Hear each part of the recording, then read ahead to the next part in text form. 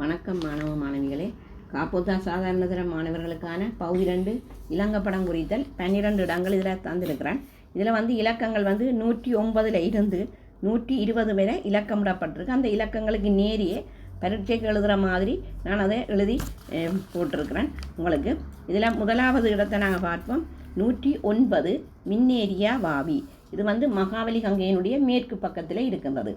அதே போல் 110 நாங்கள் எடுத்தோம்னு சொன்னால் அது மகா கணதர வாவி, அதாவது மெல்வத்தோயாவுக்கு அருகில் இருக்கின்றது. 111 சீதாவாக்கை, அதாவது சீதாவாக்கை நாங்கள் எடுத்தோம்னு சொன்னால் கழனி கங்கைக்கு கீழே காணப்படுகிறது இந்த சீதாவாக்கை. அதே போல் 112 திஸ்ஸ மகாராம, கிருந்தியோயாவுக்கு பக்கத்தில் காணப்படுகிறது இந்த திஸ்ஸ மகாராம.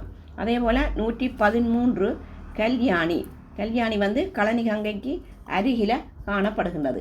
அதே போல் 114 பதுளை, அதாவது கோட்டன் சமவெளி, மகாவலி கங்கை 36 இடம், அதாவது அந்த கோட்டன் சமவெளிக்கு அருகில் தான் இந்த பதுளை காணப்படுகிறது. அதே போல் அந்த பதுளைக்கு அருகில், அதாவது கல்லோயாவுக்கு அருகில் 115 வெல்லச என்ற பகுதி காணப்படுகின்றது.